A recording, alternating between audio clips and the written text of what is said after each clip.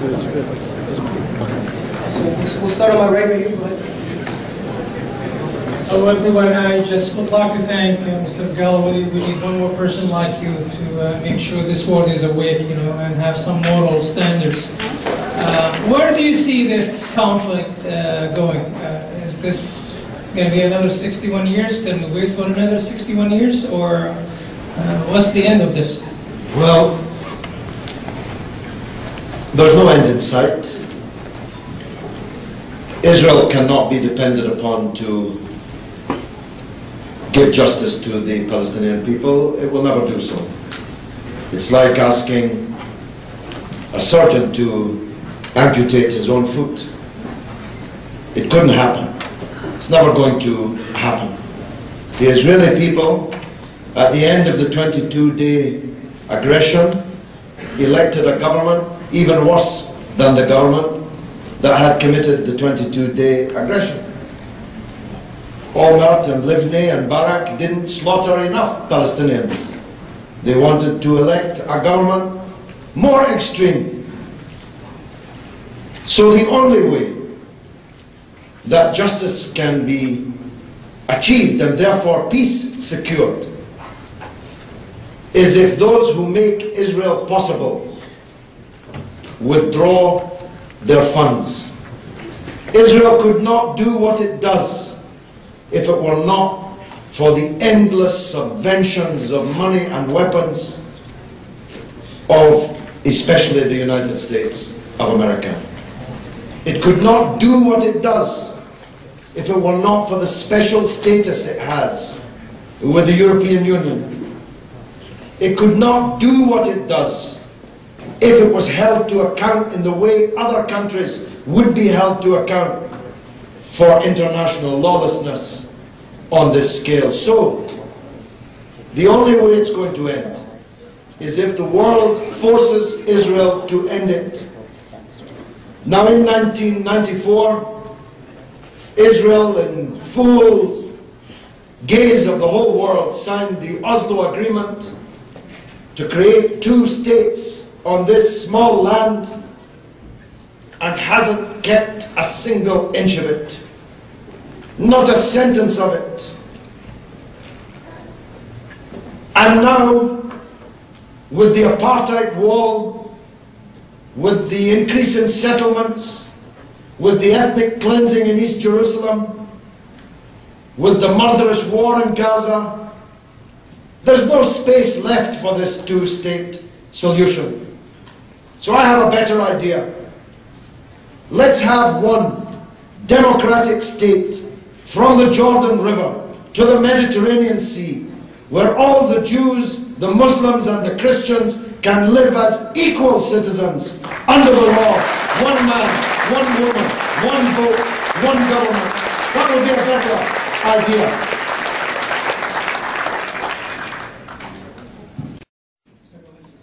Yes, sir. You spoke in your introductory remarks about the subject of anti-Semitism. When the fighting in Gaza was going on in the United States, there were a number of demonstrations in cities like Fort Lauderdale, LA, San Francisco, Toronto.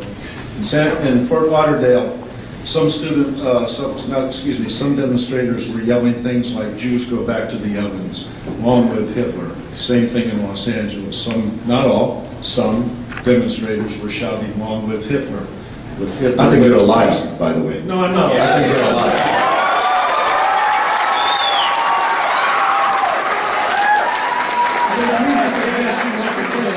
It's all on YouTube. I have it on my blog. It's all on YouTube. Okay. I'm 99.9% certain that you're a liar. Okay.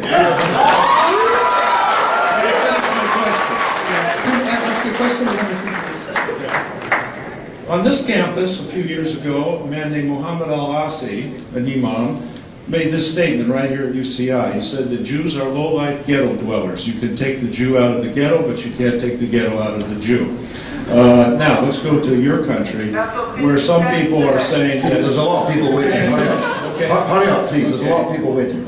Is it true that many Jews in large cities are afraid to walk the streets, and do you think they have a problem that they should be secure for their security? Please sit down. Please have your seat. Ask the question. I'm going to answer it. Don't you worry, I'm going to answer it. Don't you worry. Don't you worry. I'm going to answer it.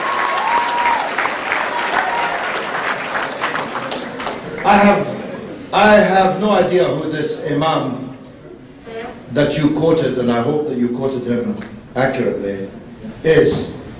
But if he said what you say he said, then I spit upon him and his words. Because those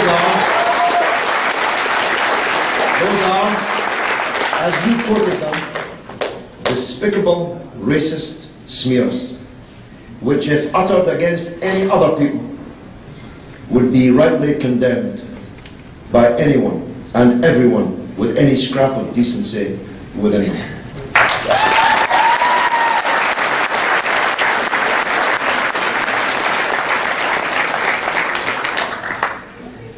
But I don't believe for 1 minute that demonstrators during that 22-day aggression were chanting, "Long live Hitler." I believe that is just a lie. But you know what? You know what? I would have more sympathy with your intervention if you could have found it within yourself, found it within your heart, to express a scintilla of feeling for that little orphan girl, for the 1,400 Palestinians who were murdered by Israel during those 22 days. I would have felt better about you if you could have shed even a single tear for those thousands of Palestinians who were murdered, maimed, and orphaned by Israel in that 22 days. That's right. Now let me tell you, Jews are not bottom life ghetto dwellers or any of the other filth that you quoted that imam as saying. Jews are Joe Slovo of the African National Congress. Jews are Karl Marx. Jews are Leon Trotsky. Jews are Albert Einstein. Jews are Epstein. The Jewish people were the avant-garde of the whole world. And the people of Einstein became the people of Sharon and Olmert and Netanyahu and Lieberman. That's what Zionism has done for the Jewish people. That's the service that Zionism has performed for the Jewish people. Einstein, the greatest mind humanity ever produced, was invited to be Israel's first president. Here's what he said in turning it down. He said, "I could never be the president of a country whose future was built on the misery and the destruction of another people's past."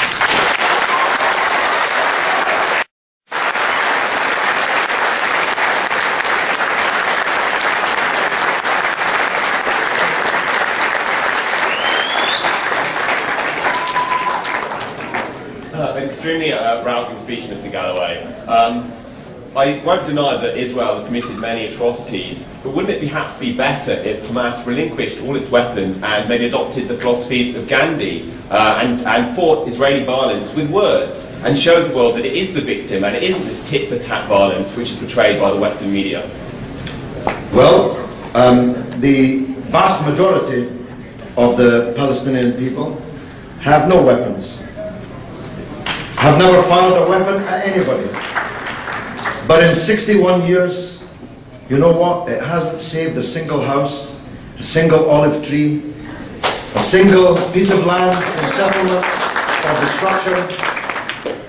The Palestinian Authority, first under Arafat and then under Abu Mazen, rolled out endless concessions to Israel, signed away a significant number of rights and the vast majority of the land of Palestine, and they didn't get jack in return. So I'm unpersuaded that if the Palestinian people gave up their fight to return to their home, gave up their fight to get their country back, that Israel's heart would melt and that justice and amity would break out. I'm unpersuaded of that, because the fundamental lie on which Israel is built is this: that the Palestinian people never existed. And their very existence haunts Israel. Golda Meir, the Prime Minister of Israel, as late as 1968, said, and I quote, "There is no such thing as a Palestinian." But of course everyone now knows that there is. Millions of Palestinians. And they're not going to go away.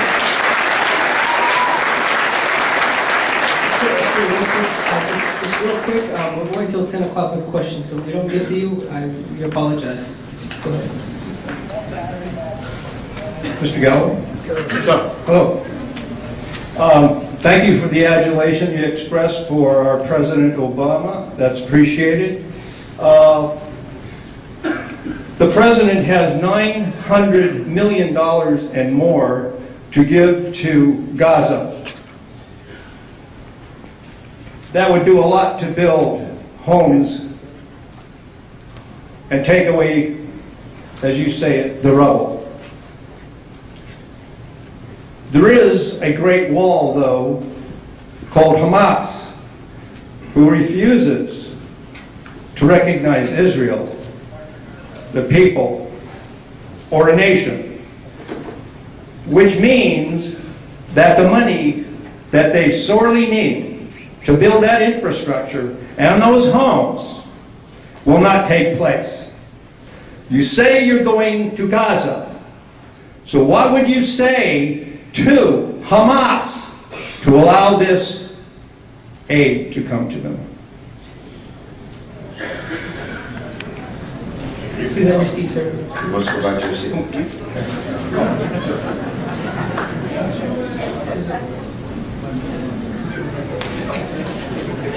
Thank you for your question. Let me correct you, it was not adulation for your president. I'm not guilty of adulation of any man. I worship only one God.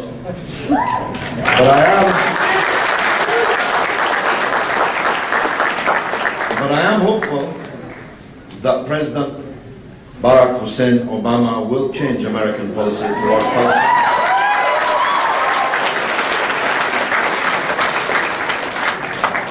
And you know what? I think you're probably rather afraid that I'm right. Now, I'm not a supporter of Hamas. I said that earlier, I say it again now. I have never been a supporter of Hamas.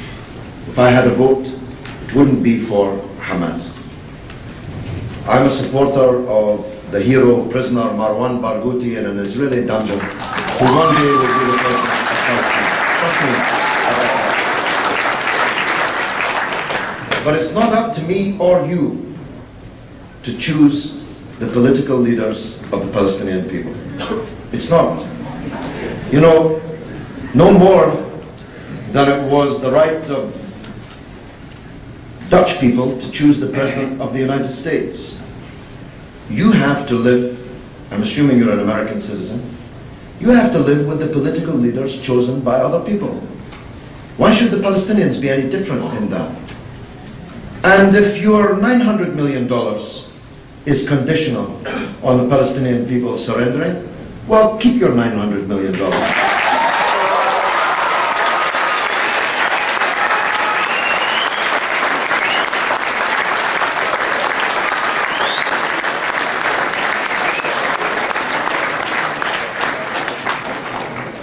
$50 billion that goes to Israel every year.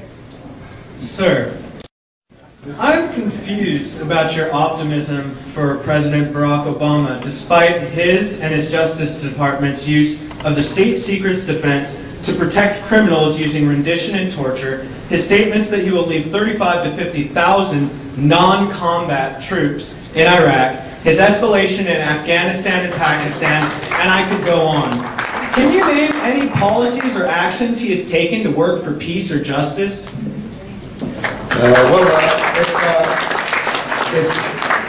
If this meeting was about Iraq, or Afghanistan, or Pakistan, or Guantanamo Bay, or extraordinary rendition, I'd be happy to give you the benefit, such as it is, of my views on those subjects. But it's not. This meeting is about Palestine. And I'm arguing that this moment, when the United States is necessarily re-evaluating its role in the Israel-Palestine conflict, that Barack Hussein Obama is the best hope we've ever had.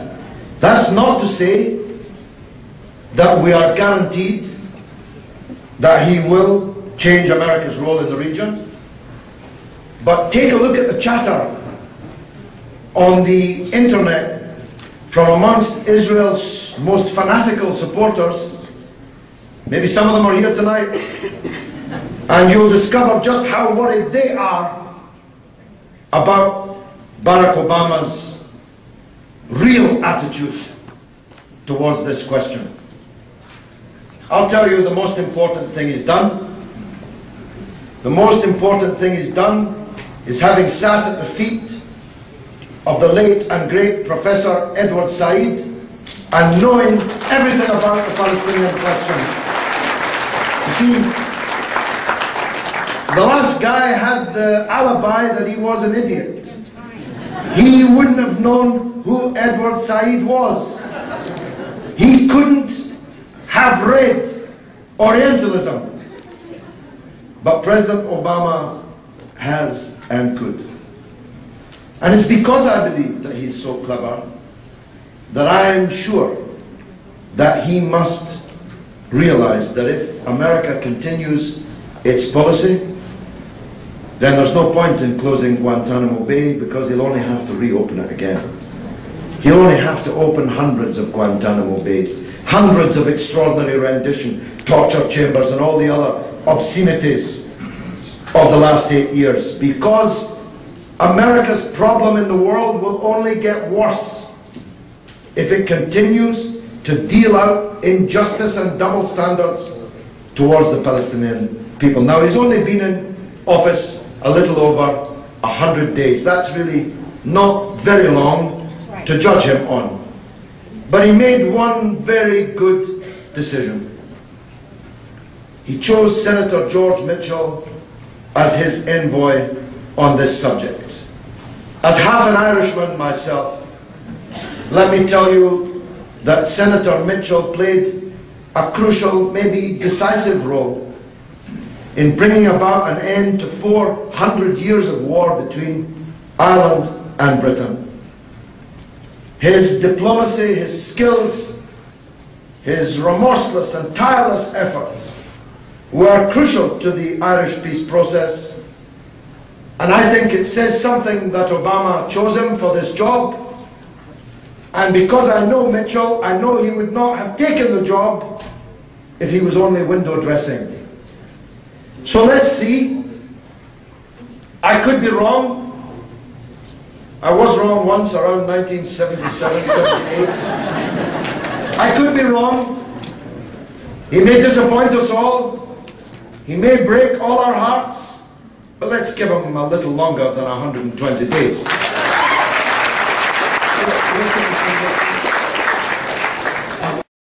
Again, the donation boxes are going around, so please donate generously. This is our opportunity to directly support and help this cause. And also, we can just go, cut down. We need to go straight to the questions so everybody has a chance. Thank you. Here's $2 for the cause. Isn't it true, sir, that we wouldn't all be here if it wasn't for the Holocaust, when the governments of the world colluded before the Holocaust to keep Jews from fleeing Europe and going there? Isn't it true, sir, that if You yourself did not descend from a race of men from the Roman Empire to the British Empire, who went around the world slaughtering Jews and Gentiles all over, the Arabs, Muslims, all over the world throughout the entire history of the world. We wouldn't be here if that wasn't the truth. And we also wouldn't be here if the Romans hadn't destroyed Jerusalem, renamed it Capitolina, and then sowed it with salt so it would never grow again, and renamed the whole country from Judea into Palestinia in their jargon. It's a Roman word. And then today, if that hadn't happened, sir, we would be pitting the Jews against the Judean Arabs for the liberation of Judea. And that's just absurd. Well, there's a lot of ifs in that thesis, and it was all a very long time ago. But I began, I think, early in my address by talking about the original sin committed by the British in their empire heyday, the crime committed by Balfour. I hate empire. I hate all empires, whether it's the Roman Empire, the British Empire, the American Empire. I hate all empires because the purpose of empires is to steal other people's things. George Orwell, in his underrated and first novel Burmese Days, talking through the autobiographical figure of Jim Florey, a colonial official in Burma, in a rather peculiar chat-up line of a young woman, says, at the end of the day, empire is about going to other people's countries and stealing their things. That's what the British Empire was. That's what all empires are. And I'm against them. But you know, if everybody in the world asserted the right to go back to where they were 2,000 years ago and kick out all the people who had been living there in the intervening 2,000 years, the world would be in a state of absolute conflagration. Indeed, to just state that proposition is to demonstrate how absurd the idea is. The people living in Palestine today, very largely, are not the victims of the Holocaust. They're people who already had a country in the United States of America. Nobody was mounting pogroms against them. Nobody was harming Jews in the United States of America. So why did they leave the houses they had in Brooklyn and go and take the house of a Palestinian and kick him out of the country into a refugee camp? I take second place to no one as an anti-fascist. If I had been alive in the Second World War, I would have been the first in line to be in the armed forces fighting against it. Indeed, if I'd been alive, I would have been demanding a war against fascism in Spain in 1936, never mind 1939. Hitler and Mussolini and European fascism should have been defeated before the Holocaust even started. I spit upon those North American and European governments who locked their doors to the Jewish refugees fleeing from the darkening clouds that preceded the Holocaust. But the Palestinians are not guilty of the massacre of the Jews. The Palestinians did not gas the Jews. Dachau and Buchenwald and Belsen were not Palestinian camps. These were fascist camps, death camps, erected by European Christian countries, European Christian movements.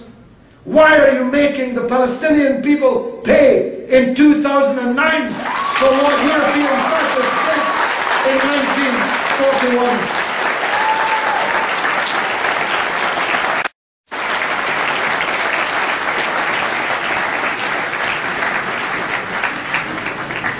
Talked about your favoritism for the one-state solution, as I think most of us in this room have.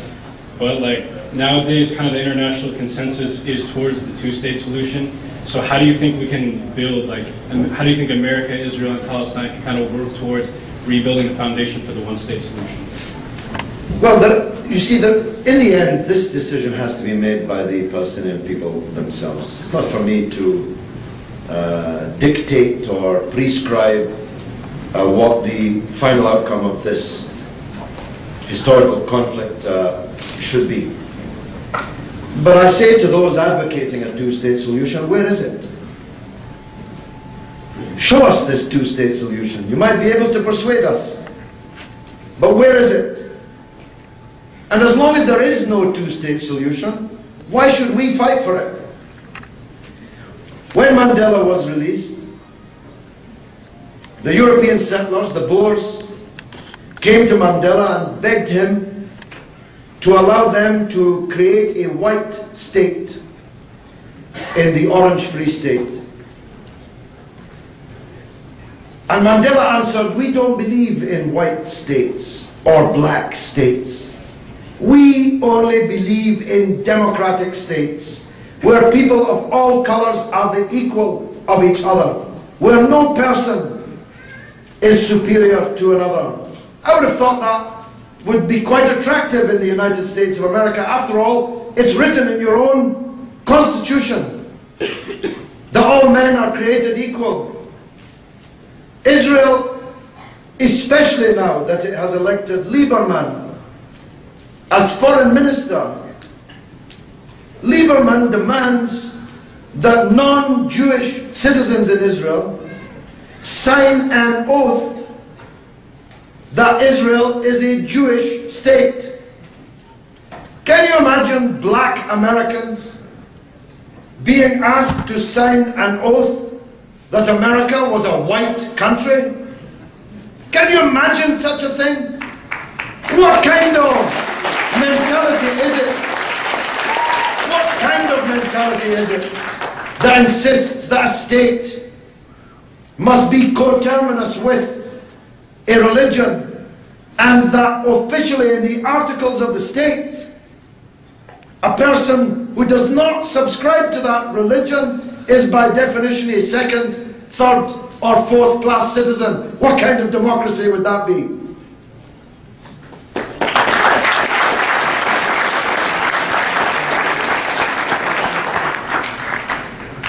Assalamu alaikum. What are your thoughts on Iran and the future of Iran-US relations? I don't want to talk about Iran any more than I want to talk about Afghanistan tonight. I have strong views on these questions. But I'm determined that we should try here in the United States to build the broadest and biggest coalition that we possibly can to come to the rescue of the Palestinian people. Let's concentrate on that. Let's have another meeting to discuss Iran, or another meeting to discuss Afghanistan. Let's build this solidarity movement with Palestine, and let's not deal with issues that might divide us when they're not necessary. Thank you. First off, Mr. Galloway, I want to thank you for coming over to the U.S. because your accent is extremely reflection to the Latin accents I hear every day. The main question I had is, what steps do you think the U.S. should take to help that region go towards this one-state solution? In essence, if Barack Obama was here today, he was open to any solutions that you had, what steps would you give him? I mean, America's been an ally for 6 years, you know, we're all tangled up in this. What would you tell him to help us get out?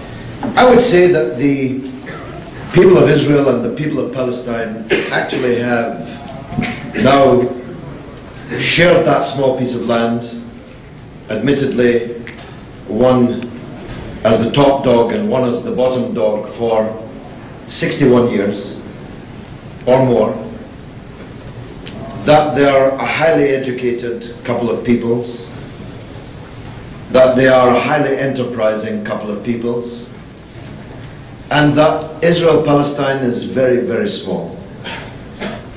There is a single park in South Africa, the Kruger National Park, which is bigger than all of Israel and Palestine put together. It's essentially absurd to partition such a small piece of land. And I believe that rather than write off the legal and moral rights of the Palestinian refugees to return to their land, because that will be no solution. Unless the Palestinian refugees can return to their land, it's not a solution. Rather than people having to be uprooted and moved, houses destroyed, settlements destroyed, let's make one state of this small piece of land. And everyone can live where they please. And those whose land was taken from them will have to get it back, or will have to be compensated for the loss of that land, and for more than 60 years at that. That to me is a logical and democratic and intellectually more coherent solution than what would be effectively the creation of a series of Bantustans. The West Bank and Gaza are not coterminous. They're not contiguous. You'd have to build a flyover or a tunnel to link them. You'd have to knock down all the settlements. You'd have to forbid Palestinians from living there and Israelis from living here. You'd have to involve the international community for decades to come, guaranteeing this uneasy armed truce between two bristling enemies. Wouldn't it be far better if they could all get along and live in one country? Wouldn't that be a better solution? And those who say it's utopian, should look at the north of Ireland, where the Irish Republican Army are now sitting in the government of Northern Ireland with their most bitter foes that they fought for the best part of a century. George Mitchell helped bring that about. Maybe he can help bring it about in Palestine too. Firstly, thank you very much for coming. I think it's safe to say that the majority of the people in this room would be honored to be on that convoy with you.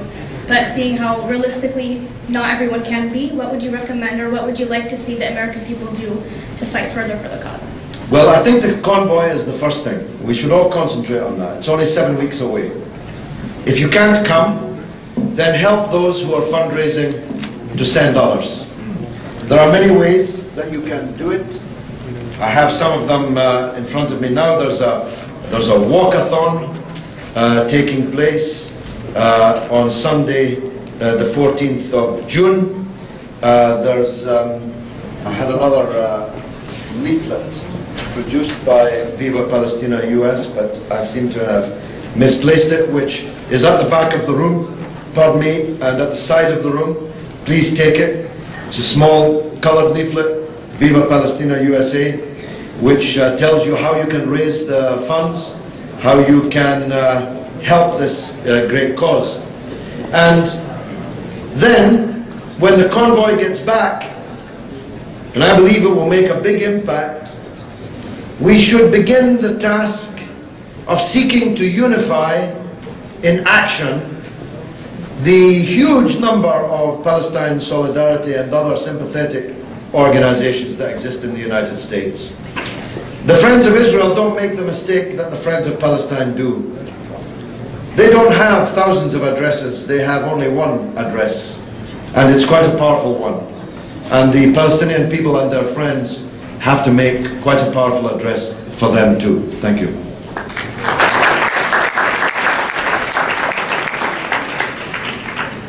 Good evening, Mr. Galloway. As a student here on campus and a member of the Muslim Student Union, I wanted to ask you for some advice. Administration has had a double standard of enforcing regulations on us that it does not enforce on pro-Zionist clubs on campus in an effort to stop our effective display of the conflict from reaching the rest of campus. This double standard is enforced because of pressure from non-student pro-Zionist organizations in the community. What do you think we should do in order to deal with this infringement of our First Amendment freedom of speech right? Thank you. Thank you. You will have to forgive me. I really can't stray into that territory. It's not my business how this university runs its affairs. It's your business. Of course, I heard what you say, and I heard the President's remarks at the beginning, but I'm grateful to the university authorities for allowing me to speak here tonight, and I wouldn't want to stray into territory of which I know nothing. Forgive me, please.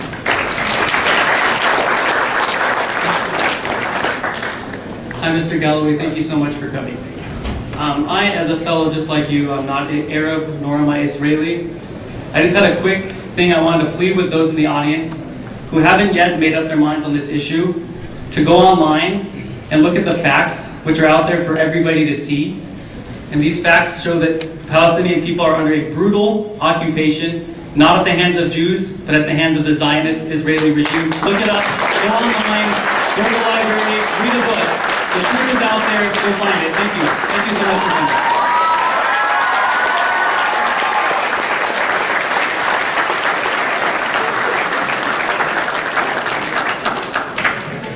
Good evening.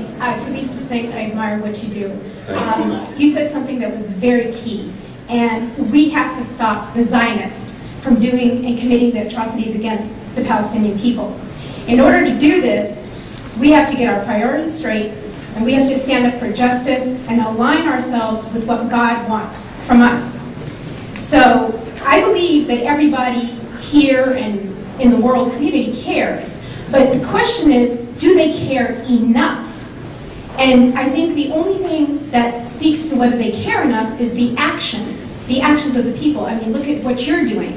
So as a community, whether it's the OC community or the world community, I think we need to stop worrying about what type of handbags we're wearing, whether we've got the latest sunglasses, what type of sports cars we're driving, and get our priorities together and stop trying to impress people and do what we need to do to stand up for justice so we can fight for these people. And one more thing. One of the sisters had asked, what else can we do? Get involved in politics. Call your congressman. There are congressmen out there who have been to Gaza, who have seen what has happened. Keith Ellison is one of them, the congressman from Minnesota. Get involved. Write letters. Visit your local and the people who represent you, and do something about it.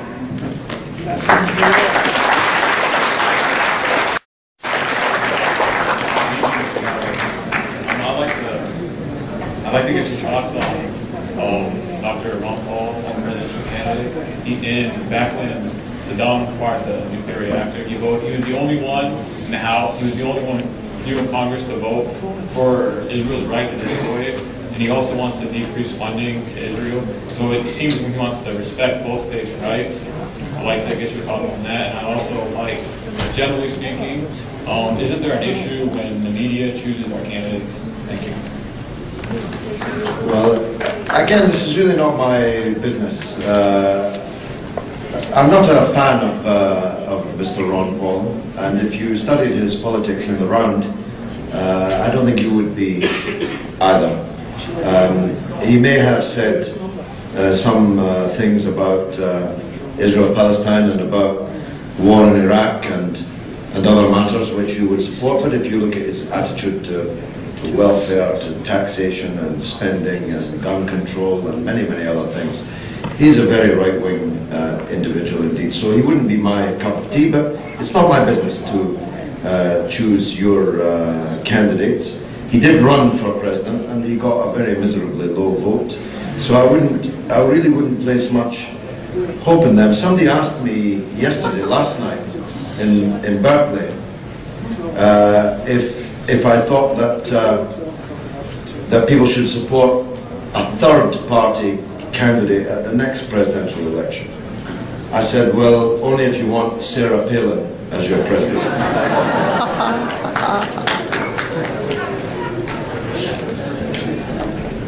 Thank you. I'd like to ask you, do you think there will be a day when we will realize that this conflict that we are here to talk about today, the Palestinian-Israel conflict, has a lot more to do, a lot more than just religion, and it's way beyond religion. Can we just leave religion out of this? There's one common thread, and that's injustice. That's number one. My second question is, Will there be a day when we Americans will realize the cost of blindly supporting Israel? Well, we know for sure, and I can assure you and give you statistics, that there are terrorists that we know for sure will kill Americans, like Alzheimer's disease, like diabetes. When will we actually tackle these issues and realize the cost of blindly supporting Israel? Well, I think that the United States economy is not in very good shape, and to say the very least. And I'm not sure that the US taxpayer will go on blindly writing huge blank checks to a country which chooses people like Netanyahu and Lieberman as its leaders, who openly call, for example, for war with Iran when the United States policy is for peace with Iran. I'm not sure that the policy of the tail trying to wag the dog will last. And again, I refer to the anxiety sometimes slipping towards panic in the chatter of the most fanatical supporters of Israel, that America is coming to the end of its patience with paying for a state which is causing so much trouble for America. This is why I used the formulation earlier, that all we're asking for is an American government that acts in the interests of the American people. And if they do that, they'll stop writing these blank checks. And if they stopped writing them, Israel would have to stop doing what it does. Because every bullet, every rocket, every F-16, every Apache helicopter, every tank shell, every tank, everything that Israel uses against the Palestinian people is given to them by the United States. If you stop giving it to them, they have to stop doing it. But if they can go on doing as they like, defying everyone, why would they stop? They've already demonstrated by electing Netanyahu and Lieberman that they voted for war. This is what Barak himself, the leader of the Labour Party, now a member of their government, this is what he said, that a vote for them is a vote for war. Now he's in their government, but that's politicians for you. But he was right when he said that. The Israeli people took a look at the killers of Gaza and elected somebody even worse. Why should the US taxpayer go on paying for that? I don't think they will, myself. Okay, I'm sorry, this could run out of time. Last question, but please, after this question, hold tight because we're going to have final remarks from the MSU President, Jose Alfaro. Hello, Mr. Galloway. Thank you for being here. It's nice to finally see you in person as opposed to just on my computer screen. And the question I had was, tonight we talked and discussed the Israeli oppression that we're all aware of. What would be your response to the unfortunate, sad yet true reality of the Palestinian people, or I shouldn't say people, maybe the groups in Palestine that are fighting with each other and that are not united with each other, and how can they come together to resist this occupation when, much to the Israeli and Zionist pleasure, that many of these groups in Palestine are just at odds with each other? Well, that's a very good question, and it's a good one to end on too. And I have to end because I'm falling asleep now. I've been traveling across time zones and thousands of miles, and you'll have to forgive me, I'm really all talked out now. But it's a very good question. And there is no doubt that the disunity in the Palestinian camp has been deliberately created, been fostered, in order to divide the Palestinians, in order the better to rule them. And it has to be mended. And it's in everybody's interest that it's mended, actually. It may seem like that it's in some people's short-term interest to have the Palestinian people divided in this way, but believe me, it's not true, because increased radicalization, increased fanaticism, increased bitterness and hatred will be the result. That's why I call for, I say this to the friends of Israel in the room, maybe they'll take a note of it. The best thing that could be done to bring about some kind of stability which could lead to a political solution is to release Marwan Barghouti from prison. It really is. Because Marwan Barghouti could bridge this chasm between the Islamic and the nationalist and other leftist trends in the Palestinian arena. He could be an interlocutor that we have not seen since the death of Arafat, since the marginalization and then the death of Arafat. That's my view. I hope the peace and unity talks in Cairo between the factions can succeed. It's not succeeding so far. Some people are using money and other means to try and stop those talks from coming to a successful conclusion. I just say this, having spent the time in Gaza recently that I did, that if there is anyone, either in Tel Aviv or in London or Washington or even in Ramallah, who thinks that the Palestinian people can be starved into surrender, you're making a very big mistake. I did not meet anybody in Gaza who's ready to get down on their knees and accept the demands of their occupier of their city.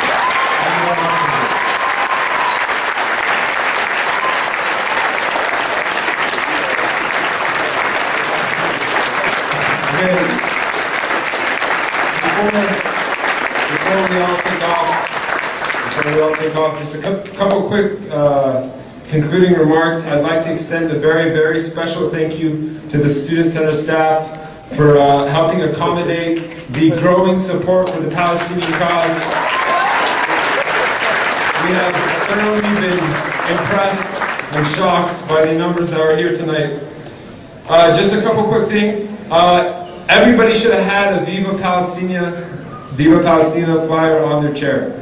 I want everybody to please take a look at it. There are 4 action items on the back. Please, please participate. It's enough. It's been 61 years of donating. It's been 61 years of talking. It's been 61 years of simply not doing enough. But now it's time to take a greater stand. It's time to actually make a statement to tell the governments around the world that we're not going to be silent. We're not going to stand by and watch. That now we are going to do what it takes to free the people in Gaza. So please, please, please pick up one of these flyers and make sure you donate. We have donation boxes going all the way around. There will be donation boxes at the door as you exit. If every individual in this room donates just $20, that's lunch twice. Just it's not that big of a deal. You can live without lunch for 2 days, right? Just $20, right? Just donate $20, and just from this room today, we'll have donated and supplied the people of Gaza with almost two trucks full of the medical supplies that they're being denied by the Israeli government. And with that, just because unfortunately we seem to have to clarify this time and time again. I love bagels, I eat kosher, okay? And frankly, I'm Semitic, okay? I have no problem with the Jewish people, but I would have to say that I have a huge problem with Zionism. And that's what we're here to talk about today. So with that, please keep the Palestinian people in your prayers. We have authentic food. We have authentic Palestinian food outside of the suggested donation of $1. We have divestment petitions for any UCI students or any UC students. Please sign the petition so that we get our money out of this terrorist system. And with that, I thank everyone and I greet you with the Islamic greeting of peace. Assalamu alaikum wa rahmatullahi wa barakatuh.